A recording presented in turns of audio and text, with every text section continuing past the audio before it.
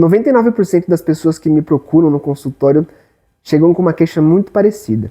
Elas estão sofrendo, elas estão angustiadas, estão passando por um momento de estresse ou algum desafio emocional e elas não sabem o porquê que elas estão passando por aquilo.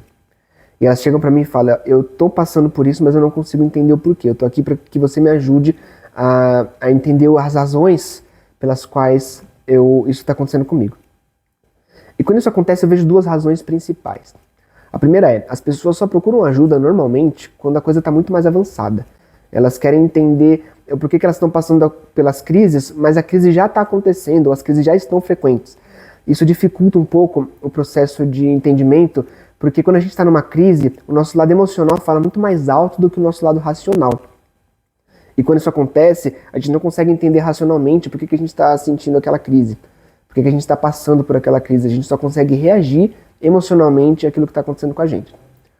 Por outro lado, quando as pessoas conseguem entender, conseguem buscar informações sobre saúde mental e sobre tentar entender o porquê que elas estão passando por aquilo, elas encontram uma infinidade de informações na internet que muitas vezes não fazem sentido entre si. É muita informação, só que pouco conhecimento. E aí, isso também dificulta o processo de entendimento, porque tem muita informação, mas elas não fazem sentido entre si, a gente não consegue ligar uma à outra. Então a gente tem dois cenários aí, veja. Primeiro, a gente tem falta de informação, e o segundo, a gente tem excesso de informação, só que desorganizado entre si. Ambas as duas situações, os dois cenários, dificultam o entendimento sobre por que a gente está se sentindo daquela forma. E aí as pessoas acabam recorrendo a um terapeuta, a um psicanalista, a um psicólogo, para que elas possam finalmente entender, dar um nome, dar um contexto para aquilo que elas estão sentindo. E se você é uma dessas pessoas que está passando pelo processo de entender os seus sentimentos, fica no final desse vídeo que eu vou te explicar uma forma mais simples de tentar dar um nome para tudo isso. E para você que não me conhece, muito prazer, meu nome é João Victor, eu sou psicanalista clínico e esse aqui é o meu canal.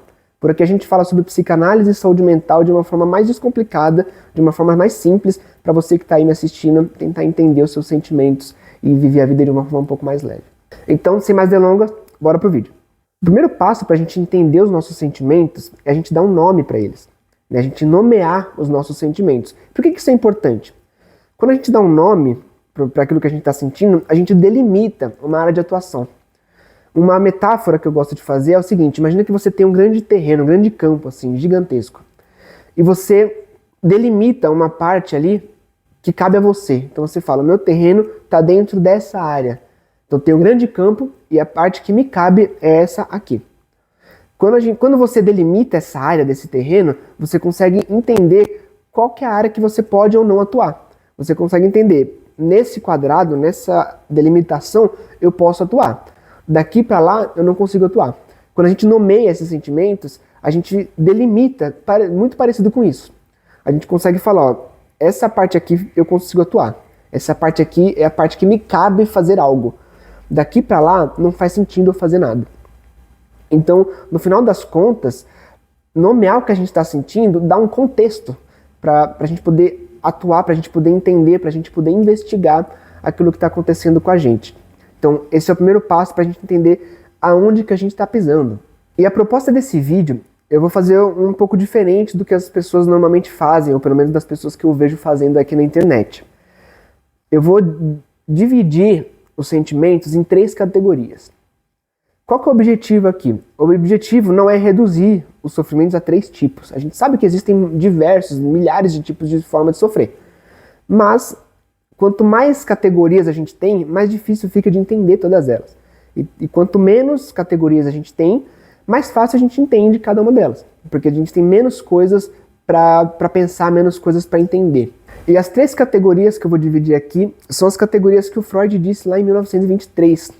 As categorias são inibição, sintoma e angústia. Esse é o nome de um dos textos do Freud, né, um texto muito importante, muito rico, em que ele divide o sofrimento nessas 3 categorias, a angústia, a inibição e o sintoma. Então, nesse vídeo aqui, eu vou falar um pouco sobre cada um deles. De novo, não é para reduzir, é para facilitar o entendimento. E é importante que você saiba, você que está me assistindo, que os sofrimentos não se reduzem a isso.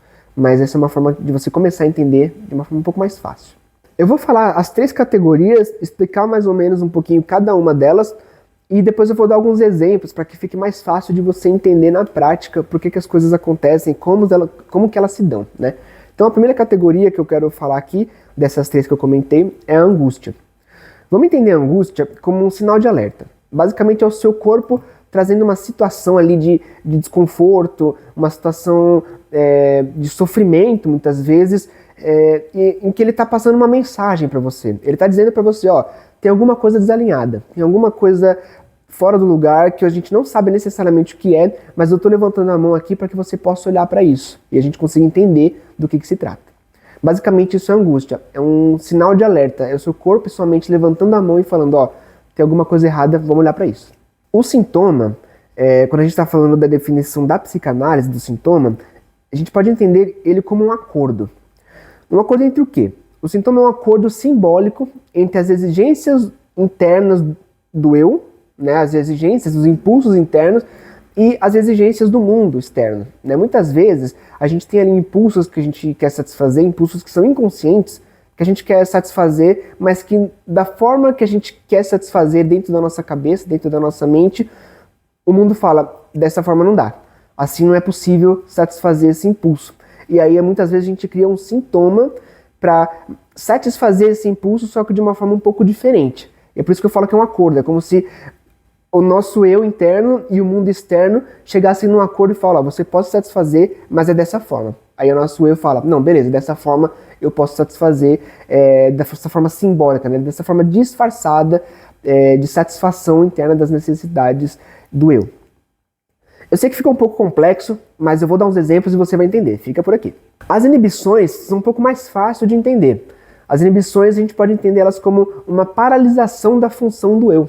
Né? Imagina uma pessoa muito tímida que está ali para conversar com alguém. Essa pessoa ela fica muito tímida, ela acaba se paralisando, ela acaba não conseguindo conversar, não conseguindo falar. Isso é uma inibição. As pessoas ficam inibidas de fazer algo, né? Elas ficam paralisadas, alguma função interna do eu, alguma função psíquica fica paralisada como uma forma de defesa muitas vezes. Uma outra forma, um outro exemplo muito claro, né, de inibição é quando a gente está para apresentar alguma coisa, fazer uma palestra, ou então apresentar um trabalho na faculdade, na escola, ou no trabalho mesmo, e a gente acaba ficando nervoso, a gente não consegue ali, as palavras não saem, né? Então fica essa dificuldade. Basicamente isso é uma inibição. Eu devo dizer aqui que quando eu fiz a minha primeira palestra, e recentemente também fiz outra palestra na Prefeitura de São Paulo, eu fiquei um pouco inibido, não vou mentir, e quando eu comecei a gravar os vídeos aqui, se você ver o primeiro vídeo lá atrás, que eu comentei sobre ansiedade, você vai ver que eu estava mais travado, essa é a inibição na prática, digamos assim. Vamos então aos exemplos para facilitar o entendimento seu sobre essas 3 categorias de sofrimento que eu comentei aqui, a angústia, o sintoma e a inibição. Imagine que você é uma pessoa muito tímida, e você está na época de escola, na época do ensino médio, onde tem muitas festas, né? As pessoas fazem aniversário ali nas festas, e você tem uma angústia, uma dificuldade com ambientes cheios. Né? Quando tem muita gente, você se sente angustiado, você não se sente confortável, gera uma coisa estranha em você, sempre que tem muita gente no ambiente. Isso é uma angústia. Você tem um cenário, um contexto onde tem muitas pessoas e o seu corpo dá um sinal de alerta. Ó, tem alguma coisa fora do lugar, alguma dificuldade que eu não estou conseguindo entender. Quando você está em ambientes cheios, essa angústia, essa dificuldade te gera um sintoma, que é o quê? Uma ansiedade.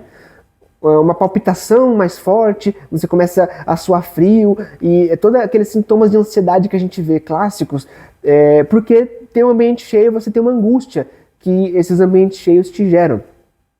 Então veja, temos uma angústia e temos um sintoma. O que seria a inibição que seria decorrente disso, por exemplo, né? A inibição seria, você vai numa festa, alguém te convida para uma festa, você sabe que essa festa vai ter muitas pessoas, né, que é um ambiente cheio, que te gera angústia, que te gera um sintoma, e para que você não precise lidar com esse sintoma, né, que é no contato com as outras pessoas você se sente mal, você se sente ansioso, você gera uma inibição, que é o quê? Você vai numa festa e fica no seu canto, você não conversa, você não interage, você tem dificuldades com essa função do eu, que é conversar, se relacionar com outras pessoas. Então veja novamente, angústia, sintoma e inibição. Eu espero que tenha ficado claro para você. Se não ficou claro, deixa aqui nos comentários a sua dúvida. Entre em contato comigo para a gente poder entender isso também, se ficou alguma dúvida, eu tô aqui para facilitar esses entendimentos e fazer você viver de uma forma mais leve. Caso você queira entender um pouco mais sobre como esses 3 elementos, essas 3 classificações atuam em você, eu te convido a clicar no primeiro link aqui na descrição, que você vai poder agendar uma sessão sem compromisso nenhum comigo, e eu vou poder entender, escutar a sua história, conhecer você um pouco do seu modo de vida e tentar te fazer entender um pouco mais sobre aquilo que você está sentindo e muitas vezes não sabe qual é a razão. Então eu espero que você tenha gostado desse vídeo. Vou deixar 2 vídeos aqui linkados que você pode gostar e fico à disposição aí para responder os seus comentários e as suas dúvidas. Até a próxima.